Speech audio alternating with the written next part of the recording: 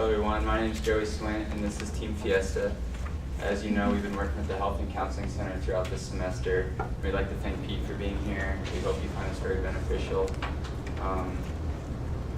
What our focus was for our group is we're trying to figure out how to increase attendance and participation in all the events that are sponsored by the Health and Counseling Center. Kind of set things up for you. Things will be started off by Jack Sanders. He's going to give you an introduction to our project and share with you some of the data collection that we received. Miley Floyd is going to go over some of our data analysis. Jessica Mata is going to do our secondary research. I'm going to get back up here and do our findings and conclusions later on. And lastly, Tyler is going to give us the recommendations we've came up with for the increased attendance for the project. So to start things off, Jack's going to go over the data collection. Is it there? Yeah. All right. Hi everybody, I'm Jack. As Joey said, I'm kind of be breaking down the introduction for you as well as an overview of the methodology that we used for the project. All right, so our introduction was broken into 4 sections: the background, purpose, significance, and the scope. The background of any event put on by the Wellness and Outreach Services and by Pete is to increase the mental and physical well-being of the students in the community. So they really want these students to come and be a part of all their events that they're doing. So we were trying to help them increase attendance by doing that. And the purpose kind of our survey product that we did was we were hoping to find any shortcomings in any advertisements or media type sources that are being put out right now, so that we could rectify them and make them a little bit better for you. And obviously, as Joey said earlier, increasing attendance was the main point of doing our entire project. As far as who we interviewed in our surveys, we were asked to keep it only within the St. Edward's community. So we did the students, faculty, staff, etc. All right, as for an overview on the methodology, I'll just kind of give to you how we broke down our data collection. So our participants were the freshmen, sophomore, junior, seniors, the main undergraduate student body. We also did new college, faculty, staff. I think for each person it was roughly 1 to 2 staff members, so the staff wasn't heavily weighed in on this. This was all mainly undergraduate students. Each of us, I think we did 40, so in total there was 200 surveys. I think we didn't get back about 2 or 3, I don't remember. So we had about 197, so we had a good test range. And as far as how the survey was broken down, it was multiple format with the option to circle, put a check mark in the box or X and answer depending on kind of the section of the survey and what we were asking and kind of the way that we were hoping to get that material answered so we could tabulate it in our spreadsheets. So that's it, and now I will be passing it off to Miley, who will continue on the methodology. Thanks, Jack. Yeah, you're welcome. Hi guys, my name is Miley, and I will be talking about the data analysis. And as seen on this slide, there are stats and numbers that show what we got from the information. We distributed 200 surveys, and of the 200, 198 came back to us. And one was thrown out just due to not enough information given on it. We found from tallying up the surveys of the population here at St. Edward's of 6,000, the majority of people that would attend for free food or free t-shirts. Most of these students we targeted, let me say this, let's see. Most believe that the students that should be targeted would be sophomores and freshmen, just because they would get immersed early on.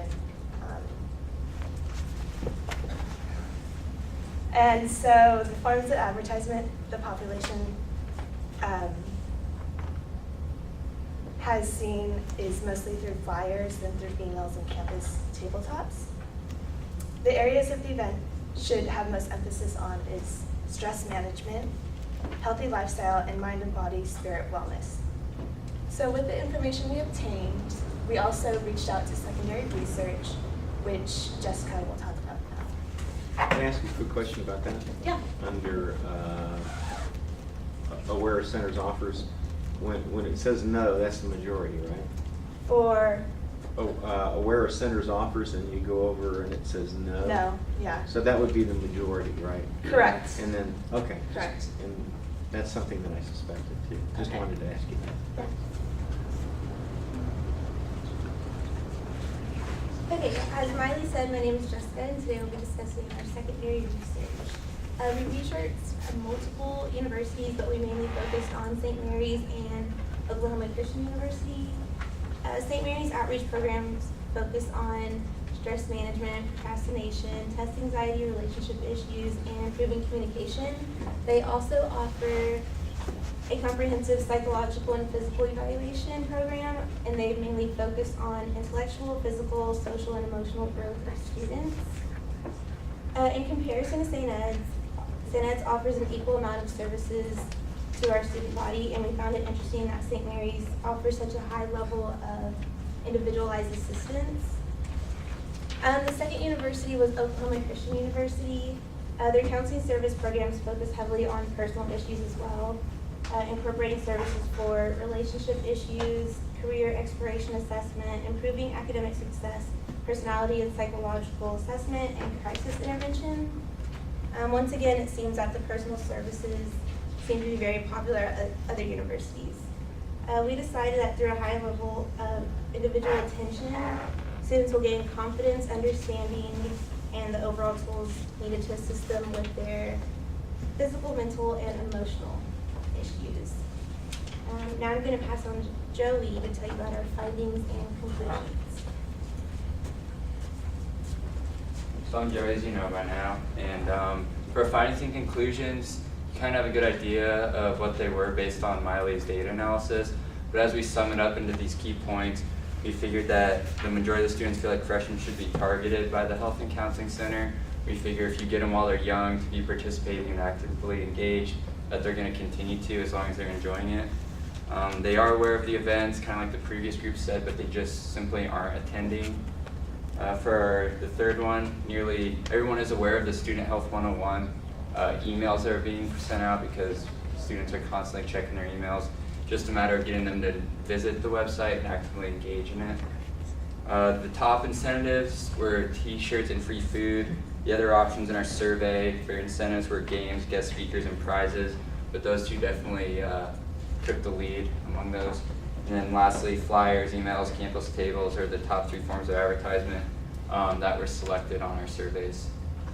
Just to let you know, on Student Health 101, we've had over 2,000 student comments and over 7,000 sessions. That Wow. means at least access. It doesn't necessarily mean unique individuals. So that's kind of blowing up. Our Student Health 101 is blowing up. Good. Thanks. Cool. Yeah, so these are our findings and conclusions. Hope you found those beneficial. And I'm going to pass it on to Tyler now for the recommendation portion. As Joey said, I'm Tyler and I'll be handling the recommendation section. As has previously been said, we think that focusing on freshmen will be a key part of getting people to attend for the remaining time.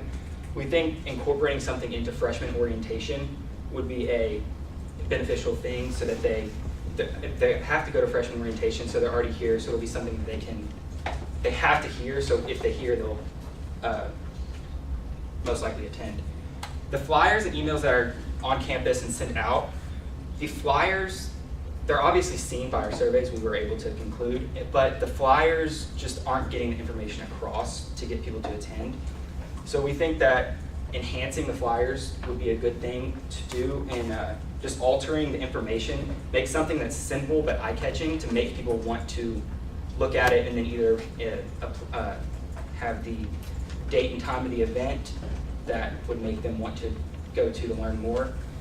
There is, for the emails, some of the emails that are sent out, I'm not sure if the Student Health 101, if you control what goes on those or not, but sometimes they come across as like spam emails and they're very bare and not engaging. There's the links that take you to the website, and the links need to stay there, but maybe you add something to the emails to make the people want to read more, along with a little bit of information from the pages that the links go to, so they can get a little brief overview of where the pages go, and so they can pick if that's the right one they want to go to.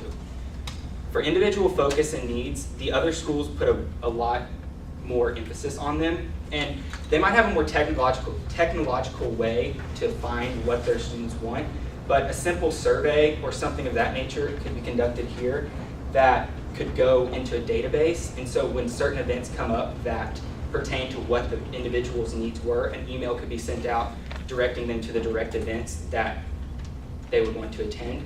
And a survey could be done at freshman orientation, transfer orientation, or just at any time to update the student's profile.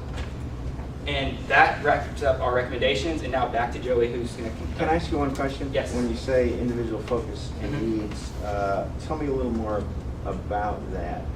At the The information that's put out focuses more on individual needs, and if so, what is that? What are they saying?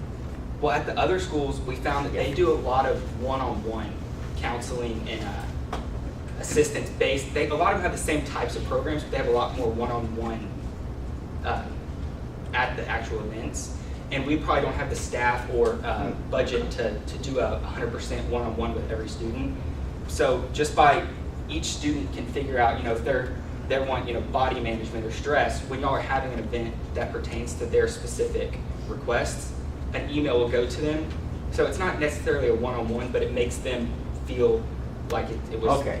individually selected for them to go to. Thanks for making that clear. I was Yeah, wondering versus about just that. everybody getting emails that of events they aren't interested in. It would be emails to events that they're actually interested in. Okay, thanks a lot. Now back to Joey, who's going to conclude things up. So that about wraps up our presentation.